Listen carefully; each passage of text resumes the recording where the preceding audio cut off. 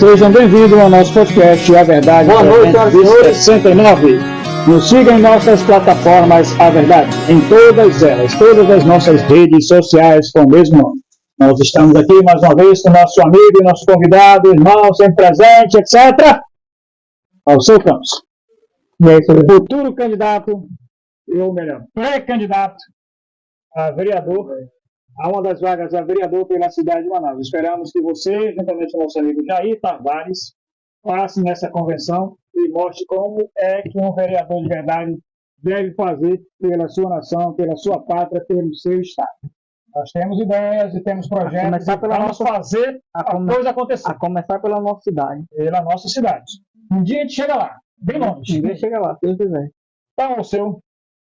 Tu viu essa polêmica que teve agora recentemente, né?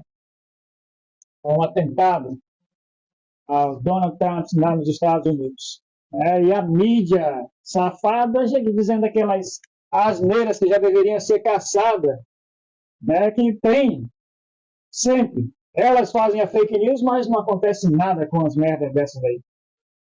Tem uma lá que dizendo que o cara caiu, bateu a cara lá, e tacou de ketchup na orelha.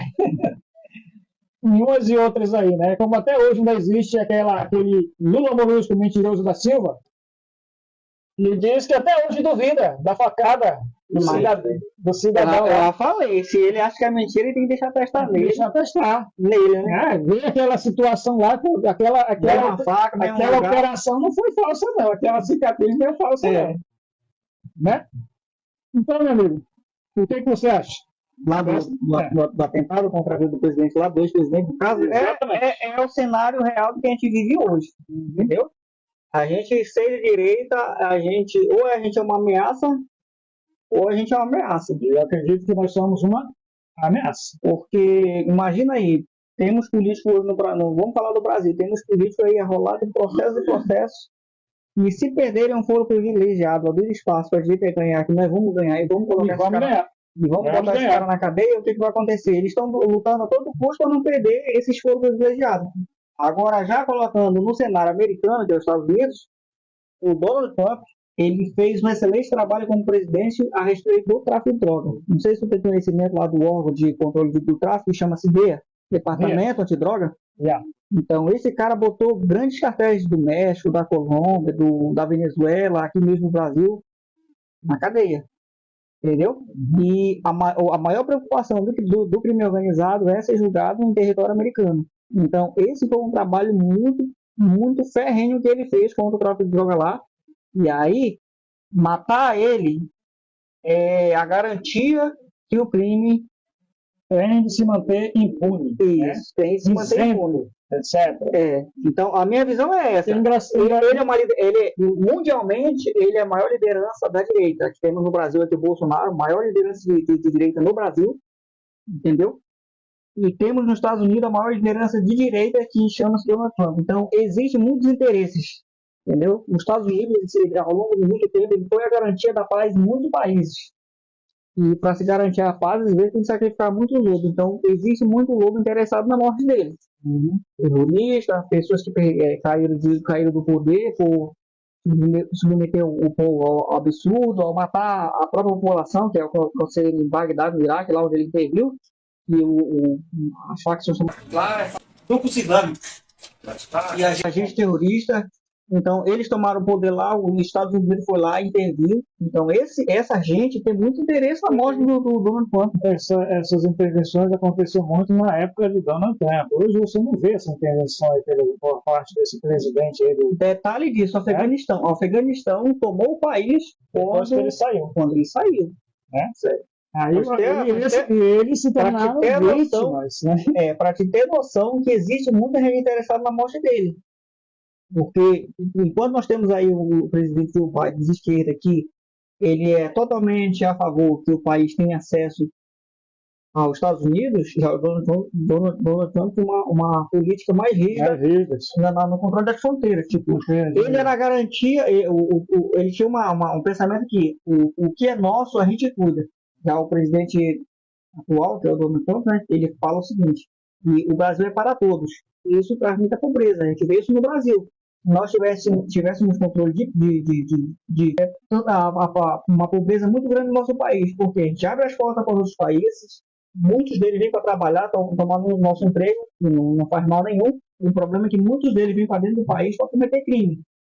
Hoje aqui em Manaus temos muitos casos de venezuelanos que estão trabalhando com esse negócio de agiotagem. Agiotagem. Isso faz o quê? Aumente o crime. Aumente o número de assassinatos, de sequestros, porque eles vêm de lá de um país que deu errado, eles entram no nosso país aqui para ver de qualquer jeito. Olha, e isso dá muito ruim. Se eu fosse um presidente, eu seria defender igualmente como Donald Trump com relação à imigração. Falou uma frase interessante. O que é nosso, a gente cuida. Né? É o que ele falava. É o que ele falava, e é o que eu falo. Por exemplo, até tem uma frase na Bíblia que diz bem assim: eu não vou tirar o pão dos meus cachorrinhos, ou seja, dos meus filhos, para dar para os cachorros. Eu vou dar a migalha para os cachorros. Né? Eu não vou tirar o que eu quero dizer aqui é o seguinte: eu não vou tirar o de comer dos meus filhos para dar para aquele que não é meu. Eu dou do que sobra. Entendeu? Não estou dizendo que aquelas pessoas são miseráveis, não, meu. Se eles não lutaram pelo país deles, na terra deles, pelos direitos deles, pela melhor, né, deixaram ser manipulado como está acontecendo com o nosso país aqui, o Brasil, por um determinado isso e esse sistema, eu chamo de vagabundo, né, que só vejam os seus interesses, lascando a nação. Eles não tiveram coragem, vêm para o país vizinho, e açoitam todo mundo, né? Nessa propagação de... Vou só fazer uma colocação nessa frase aí. Na época do governo da Dilma, o slogan do governo dizia bem assim: é o Brasil, um país para todos. Aí olha só o que aconteceu, um país para todos. Acumulou até todo mundo, mas vá você para um país desse aí bem desenvolvido. País de primeiro mundo tem controle de imigração e os países socialistas e civis socialistas tem uma política fraca. A controle de imigração é o que traz muita pobreza. É o que traz a pobreza. Porque vem gente de todo jeito, com várias intenções. Uns vêm com a intenção de trabalhar, outros vêm com a intenção de cometer crime. Fazer merda. Porque ainda a gente, o país Brasil, vamos falar de Brasil. Ainda tem essa situação. Não tem lei de extradição. Ainda tem outra situação, né? Além de trazer miséria e desgraça, a população de forma geral, a nação inteira. A nação inteira, por determinados cidadãos aí que estão no poder, libera a maior desgraça do mundo.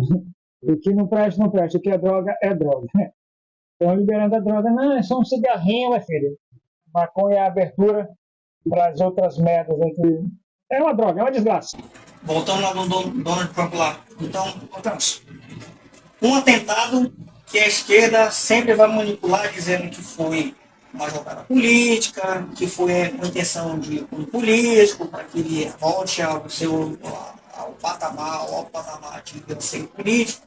Para ganhar. Mas como entender a mente da esquerda? O que esperar de gente que se alimenta o que esperar de gente que se alimenta da desgraça dos outros? Quando se tratava do presidente Bolsonaro, disseram que era uma facada falsa. Até hoje o cara tem impossibilidade de um bocado de coisa porque tem problema no intestino. Donald Trump lá fazendo um comício é tão mentira, vamos usar um termo aqui hipotético, supondo que seja tão mentira, como que duas pessoas que estavam atrás dele foram alvejadas e morreram. É mentira, né? Tipo aqui, jogaram um ketchup, as pessoas atrás dele morreram de graça. Assim, se atiraram na merda. Impressionante a colocação da Rede Globo, que foi a Rede Globo que fez essa propagação. É só isso, não. A verdade que está aí na nossa cara, né, que é nua e crua. Aí, como cidadão assim que se ensina, não joga de acordo com o sistema, não é aquela toma lá da cá. No governo dele, que ele governou apenas 2 anos, disseram que teve a maior queimada né, do mundo, por praticamente tudo aí, e a mídia não cessava de tacar-lhe o pau no presidente. Aí hoje nós vemos aí que praticamente já não existe mais A gente fala agora sobre meio ambiente, um número impressionante. Veja só, sob o governo Lula, os alertas de desmatamento cresceram em fevereiro na Amazônia e no Cerrado em relação ao mesmo período do ano passado. já são os maiores números desde 2015 e 2018, respectivamente. Os dados são do DETER e do INPE, órgãos que integram o Ministério da Ciência e Tecnologia. Enquanto os alertas de desmatamento cresceram 62% na Amazônia, no Cerrado o aumento foi de 99%, área que corresponde a quase o dobro da cidade do Recife. Esse é o segundo dado mensal do DETER na gestão Lula, que assumiu a presidência com a meta de zerar o desmate na floresta amazônica.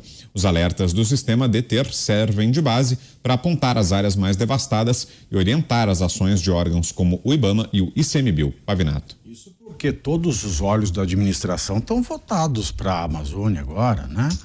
A Amazônia é a prioridade número 1, né? Tá tudo lá na Amazônia, esse governo tá em cima, não vai acontecer nada. O meio ambiente está salvo, afinal de contas a ministra está usando um batom feito de beterraba. Aí eu pergunto, disseram que esse governo está preparando um colar de boas notícias.